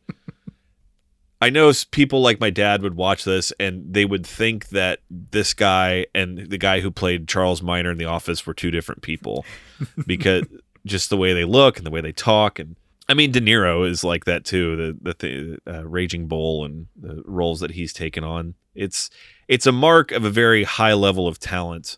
And in this movie too, for someone like Idris Elba, that is so remarkably likable in every general sense. Every interview, like when he did Hot Ones, I was like, God, this guy is so cool. And when he's like on red carpets, and he just seems like such a cool dude. He is the mark of back in the day. It was always said about the great babyface champions in wrestling were the guys that the women wanted to sleep with and the men wanted to have a beer with. And Idris Elba is like a modern living example of that philosophy. And then you watch something like this and you're like, fuck him. Like, I hope he never gets work again. But it's because he's so good in this role. I mean, you know how out of touch I've been with film since 2014. So I'll look this up while I shoot it over to you about who got nominated for Best Supporting Actor in 2016. But Julio, Idris Elba, what a talent. Yeah, I haven't seen Cats. I think we can... Shut up! Dude, I think he can sing and dance from what I remember. I mean, there are more memorable things in that movie than Idris Elba because everything is just fucking bonkers there. But quit trying to make Cats happen. Yeah, no, he's great. He's great. I mean, I mentioned it a little bit ago. Obviously, the movie's not interested in giving me a more three-dimensional portrait of the Commandant. Right, but he does wonders with what he's given. Not just because, yes, he's not good guy Idris Elba. I want to have a beer, Idris Elba, but he does have that sort of. He retains some of the charisma. It's just evil charisma in this. He's still captivating, right? You buy that all these children, all these youths like would follow him. He's still kind of he has like sort of a magnetism. To him, so like a David Koresh type thing. I thought you were gonna say David Caruso. No, I would follow a movement from this Idris Elba before I would follow a David Caruso and Jade movement. But yeah, no, he's fantastic. I was thinking about the whole award season. I'm really curious to see what you come up with because this was I never really got a chance to push it much during Contrarians Corner, but one of my notes was about how this was just Netflix basically coming onto the poker table and just pushing their chips and like, we're all in, right? It is just whip their dick out and laid it down on the table. Let's talk business. Yeah. It was kind of like their first attempt at doing something that was kind of award baity, even though at the same time it's just so like I want to say I understand why the movie itself would be too much for the Academy. Right, they're like, this crosses too many lines, but the performance, I would think that Idris Elba's performance was kind of an easy one for them to reward. Right, it's just like nice guy, nice actor playing a villain, playing a monster. That seems to be something that they can wrap their minds around pretty easily. So I'm surprised that he didn't get more accolades, at least not when it came time for the Oscars. So I know I harped on it in both portions of the podcast, and it's because it stuck out to me so dramatically. And when I watched the movie, I was like, there is no way he can have that pronounced of a bald spot on the middle of his fucking forehead. And in my research, he stopped working out and he started shaving like that routinely so that his hair would grow back kind of weird, because he said like the Commandant should be kind of a fucking bum and not well kempt and have like he thought he would have like this weird hairline. And And of course, Idris Elba's not working out looks like me at a physical state that I could not imagine to achieve. I honestly am curious if this being the first Netflix movie prohibited it from getting any love from the Academy. Do you think that's a possibility at all? But it did get a theatrical run. Oh, okay. So you're saying not officially, but not kind like of technically subconsciously. disqualified it, but kind of just like we're going to make a statement here. Oh yeah, actually, now that you say it, yes. Especially considering how everybody got their panties in a bunch a few years later when Roma was getting nominations. Yes. Yeah, actually, that's probably more than anything. I would say that's it, but it's still crazy. I mean, if nothing else, it makes the Academy look even worse because it's like it's right in front of your face. and like, watch yeah. the movie. And it's not even like history's made fools of them. It's 5 years later, and they're basically now at the mercy of these streaming services. Ah, what a time. So the 88th Academy Awards, February 28th of 2016, was that? No, that wasn't. This was the year, Julio, that a perfectly fine movie named Mad Max Fury Road lit the world on fire. And for some reason was nominated for Best Picture, amongst other things. In the category of Best Supporting Actor, where exactly like we said in hindsight, I would hold Idris Elba in that regard. We had Mark Rylance, who won for Bridge of Spies, Christian Bale for The Big Short, Tom Hardy for The Revenant, Mark Ruffalo for Spotlight, and then we got old Sly for Creed, which I've still never seen Creed. Yeah, I haven't seen Creed either. It's the only nominee that I haven't seen, and of course, so that makes me want to replace him with Idris Elba. But I guess in all fairness, assuming that Sly is as good as all the others, Ruffalo is probably the one that I would drop. And I really like Spotlight. You've seen it, right? Yes. Yeah, Ruffalo is really good in it, but I mean, it's not like a tour de force performance like what we see from Idris Elba here. Interesting. And then director, we had Iñárritu, Adam McKay, George Miller, Lenny Abramson, and Tom McCarthy. I mean, that was a pretty decided year well in advance, but unfortunately, Beasts of No Nation, they had that big red Netflix logo at the top of the poster, so all the old white folk at the Academy turned their head up directly up like the fucking flood was coming and kept their noses firmly in the air. Anytime that Beasts of No Nation came up, they were like, "Oh, is that the movie that you can watch on your phone?" Yeah. Yeah. I prefer cinema, thank you. Oh, and even though I am one of those people that's talked about the sanctity and the specialness and the whole idea of movies as we know them has greatly changed in my lifetime, something like that is still silly. The fact that this movie wasn't released in movie theaters across the globe, but instead was on streaming services, that doesn't change how good the movie is or how good the parts of it are. It's a bigger issue with my issue is more with the overlapping sense of it all. The domineering idea of what's going on. So yeah, very silly. And like we said already in hindsight, a silly bridge to burn, or a silly hill to die on, I should say. Yeah. I honestly, I think it's the first time since 2020 happened that I've thought of this, that I thought of the hubris to talk about posturing, from the big theater chains. Yeah, like just that cockiness of being like, we own the world and nothing will ever flip the tables. It's one of those things of like calling your ex-girlfriend, "Hey, remember when I called you a bitch and said I never want to see you again?" Yeah, I'm sorry about that. I didn't really mean single. it. Can you bring my laptop back over? All right, Julio. Before we close this out, hit me with one or two movies similar to this that are very well-made movies that you have no interest in ever watching again, just because of how brutal they are. I mean, I already mentioned The Passion of the Christ, which is, this is more involving than The Passion of the Christ. I've never watched The Passion of the Christ again, and I don't have the desire to ever watch it again. But I think it remains in my memory as kind of that kind of experience where it was like, I'm not even sure that I could say I was glad I watched it, but I don't regret watching it. You know, it's like, well, now that's there, and I can always reference it, as proven by all the times that I bring it up in this podcast, as this marker of an experience that I don't know that I would be able to, you know, if I hadn't watched the movie. So that could be one. I'm trying to think of like other stuff that I'm just like, nope.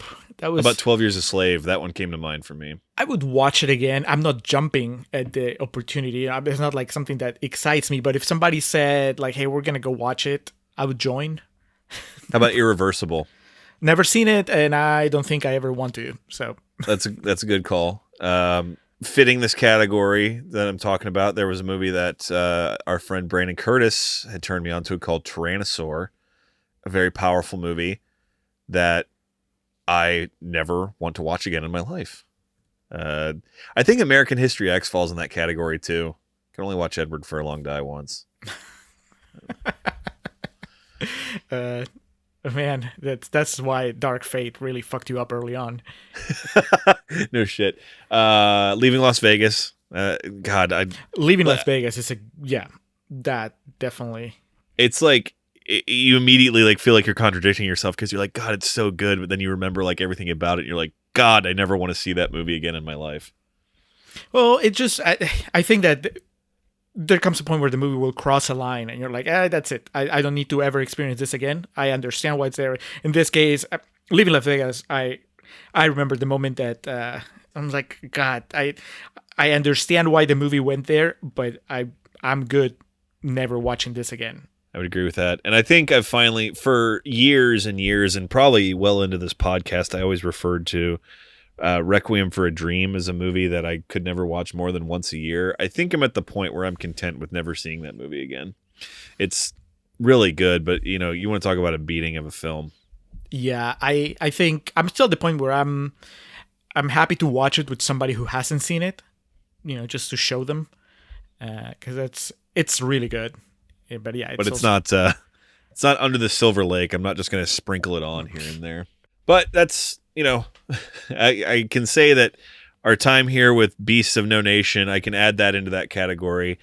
Sad to say, it's not going to be a Blu-ray I buy and add to the collection, and it's not going to go into a rotation of any sort. But it was a good watch. It was an interesting film to have experienced. So, Dan, we thank you for not only being a Patreon pledger, but we thank you for bringing this movie into Contrarians canon. I can't say it's going to be referenced as much as some of our other movies. I don't know if we're going to have an award named after this movie, but it was a hoot. Julio, I said I was going to abstain from giving this baby a letter grade. Are you wanting to give your star rating out? Is it changed at all from your Letterboxd review? It has changed. I watched this movie. According to Letterboxd, I watched it on May 21st, 2019. So not even 2 years ago. And I gave it 2.5 stars. And like I said, reading over my review, it is 2 paragraphs that sum up what I just spent most of a real talk saying.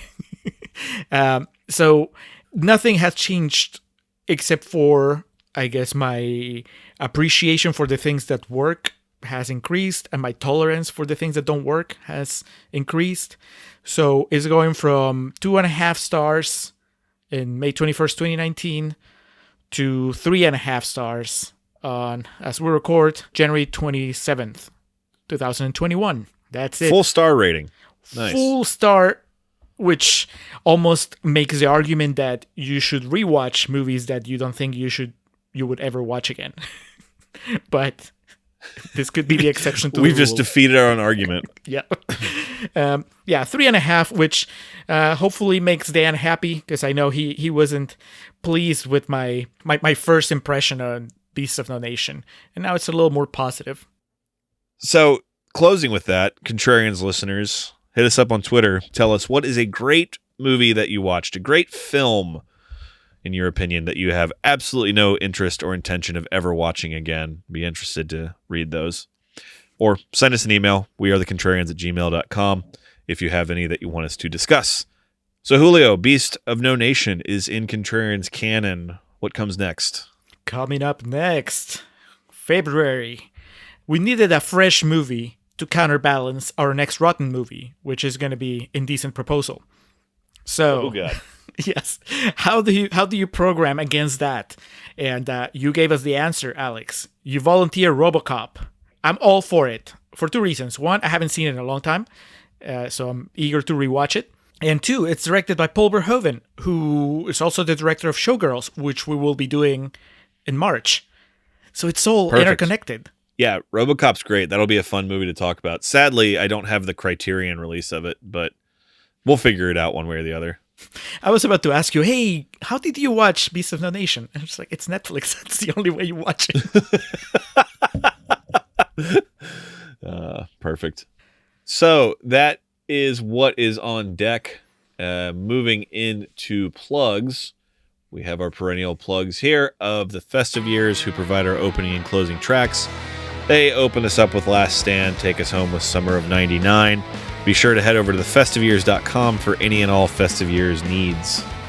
Our logo and pretty much every graphic you see on our webpage, on our Patreon page, on our upcoming merch store, that's all from the mind and genius of Hans Rothgieser, fellow podcaster, who's also a novelist, who's also an artist. He does so many things. You can check out his website, mildemonios.pe. That's MILDEMONIOS. If you want to reach him on Twitter, he's at mildemonios. If you want to email him, he is at mildemonios@hotmail.com. You can check out his podcasts, Nación Combi, Contante y Sonante, Marginal. They're all in Spanish, so brush up on your Spanish before you listen to them. And he also has Living in Peru, which is on iVox, and that's in English. He has this new book coming up called Project Cthulhu, or Proyecto Cthulhu. It's a collection of short stories. He has one in them, and that one's actually going to be translated into English. So all of you who have been waiting for Hans's writing talent to be translated, well, your chance is coming. So thank you, Hans, for everything you do. And thanks must also be given to Ms. Zoe Perez, who curates our Instagram and Facebook accounts. Be sure to follow us on Instagram at Contrarian Prime. We post some audio drops from our podcast. Zoe also will post little interactive surveys and things like that, asking you if David Caruso's sexy or not, which, I mean, we all know the answer to that, but sometimes they'll be a little bit more divisive. So, Zoe, we appreciate the work you do for us greatly. Continue to keep up the good work, girl. Much thanks. All right. Off the backs of Beasts of No Nation, I mean, we only make the next logical step, which is to RoboCop. So we look forward to seeing y'all in the future. For now, that's going to do it for us here on The Contrarians, where we're right and you're wrong, and we will catch you next time.